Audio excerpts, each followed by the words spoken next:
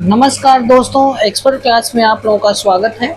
जैसा कि आज हम लोग क्लास 10th यानी हाई स्कूल का सिलेबस फुल लेकर आ चुके हैं और मैं आपको यहाँ पे बता दूं कि हाई स्कूल साइंस में कितने चैप्टर्स हैं और कौन कौन से चैप्टर किस में आते हैं और कितने पार्ट में उसको डिवाइड किया गया है।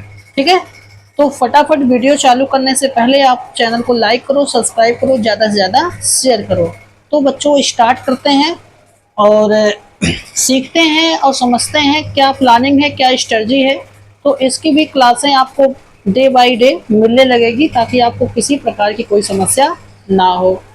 देखो बच्चों, सबसे पहले मैं आपको बता दूं, साइंस के 3 पार्ट होते हैं, समझिएगा। यानी विज्ञान के 3 पार्ट होते हैं।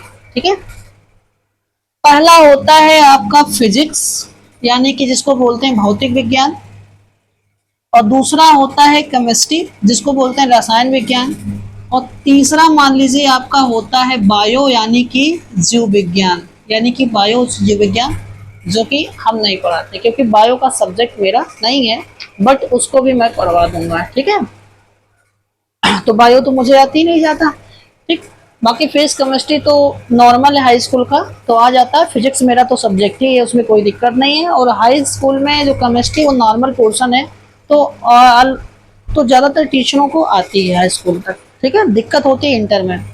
तो यहाँ पे मैंने चैप्टरों को डिवाइड कर दिया, अलग अलग भागों में बांट दिया है ताकि आपको किसी प्रकार की कोई समस्या ना हो पाए, आप अच्छी तरीके से उसको सीख ले जाएं। ठीक, तो ये हमारे जो फिजिक्स के चैप्टर्स हैं, ये हमारे केमिस्ट्री के चैप्टर्स हैं, और बायो के बेटा 4 चैप्टर्स हैं जो कि मैंने यहाँ पे जगह नहीं थी इस वजह से लिखा नहीं। और टोटल मिला के जो चैप्टर्स हैं वो 15 चैप्टर्स हैं साइंस में सिर्फ। ठीक है, कितने चैप्टर्स हैं बेटा? 15 चैप्टर्स है। 15 चैप्टर्स को आपको पढ़ना है।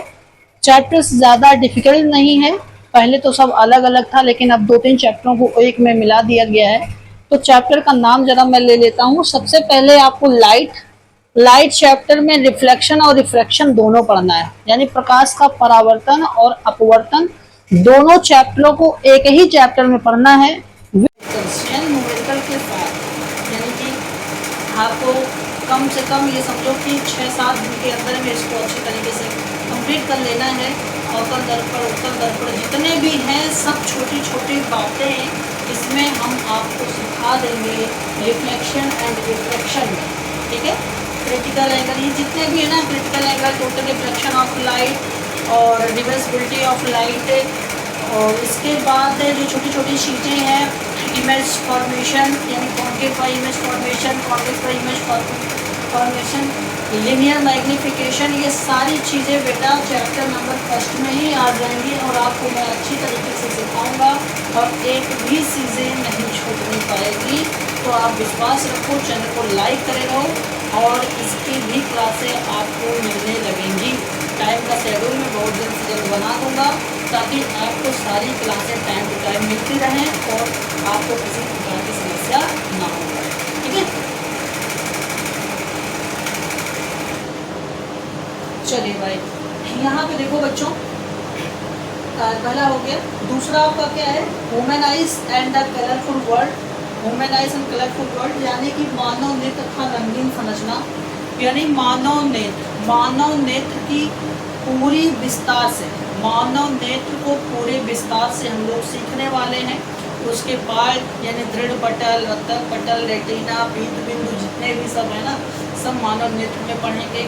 फिर इसके बाद दृष्टि दोष यानी कि साइडनेस पढ़ने वाले हैं, मायोपिया, फिर मायोपिया यानी दूर दृष्टि दोष, निकट दृष्टि दोष, और वर्णांता, अभिबिंदुकता, ये जितनी भी चीज़ें हैं ना सब इसी में आपको सीखना, ह्यूमन आइज में सीखना है।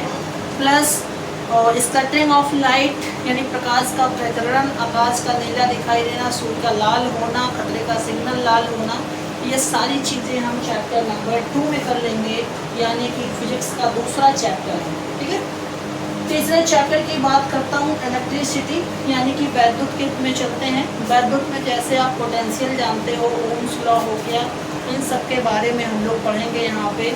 और वैद्युत धारा क्या होती है, वैद्युत विभव क्या होता है, सामर्थ्य क्या, ये सारी चीज़ें मैं चैप्टर नंबर आपको इलेक्ट्रिसिटी में बताऊँगा, यानी वैद्युत में।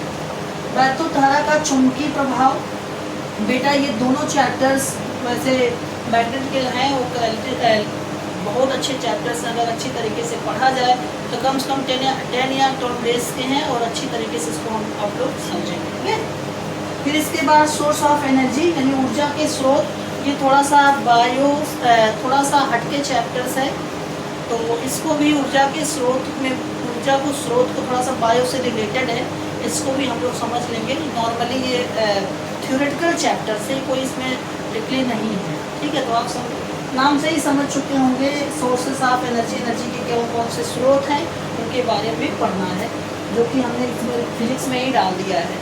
वैसे है नहीं फिजिक्स का पार्ट, फिजिक्स का पार्ट आपके 4 ही है, लेकिन फिर भी मैंने इसको इसमें डाल दिया है। ठीक है, फिर इसके बाद केमिस्ट्री की बात करूँ यानी कि रसायन विज्ञान की बात करूँ, रसायन विज्ञान में जो केमिकल रिएक्शंस एंड इक्वेशंस है, सबसे पहले केमिकल रिएक्शन एंड इक्वेशंस यानी रासायनिक अभिक्रिया एवं उसके समीकरण, जैसे संयोजन अभिक्रिया, ऊष्माक्षेपीय अभिक्रिया, ऊष्माशोषी अभिक्रिया, ये सब जितने भी भौतिक रसायन वो भौतिक जितने भी इसमें हैं चीज़ें, ठीक है, तो सारी क्रियाएं इसमें हम लोग पढ़ेंगे। द्विविस्थापन समीकरण, द्विविस्थापन अभिक्रियाएं, प्लस कुछ आयुपेशी भी साथ में। आयुपेशी तो वैसे हम आपको पीरियोडिक क्लासिफिकेशन जैसे पढ़ाएंगे, कार्बन एंड इट्स कंपाउंड में पढ़ाएंगे, आयुपेशी में सिखाएंगे कैसे कैसे क्या है।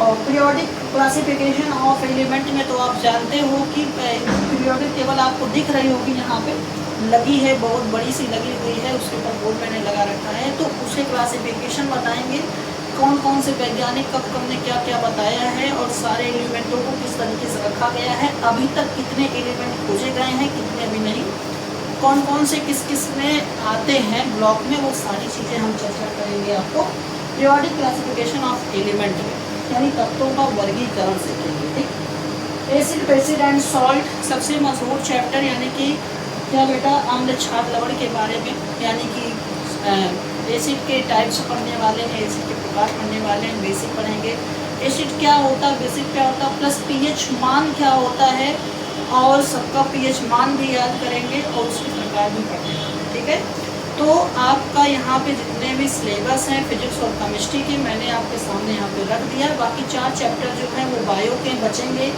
और वो भैया बायो हम किसी से पढ़वा दें, क्योंकि बायो मेरा सब्जेक्ट नहीं है, इस वजह से बायो के चैप्टर्स मैंने लिखे भी नहीं है, लेकिन आपको बता देता हूँ 4 चैप्टर बायो के हैं। ठीक है, तो फटाफट जल्दी से वीडियो को लाइक करो, सब्सक्राइब करो, ज़्यादा से ज़्यादा शेयर करो। आज की जानकारी यही थी, ताकि मैं आपको सब कुछ क्लियर कर दूँ। स्क्रीनशॉट कर लो, कहीं लिख कर धर लो, ताकि आपको खोजने की कोई ज़रूरत नहीं है। तो बच्चा आज के लिए, बाकी मिलते हैं नेक्स्ट वीडियो में, बने रहिएगा। जय हिंद, जय भारत।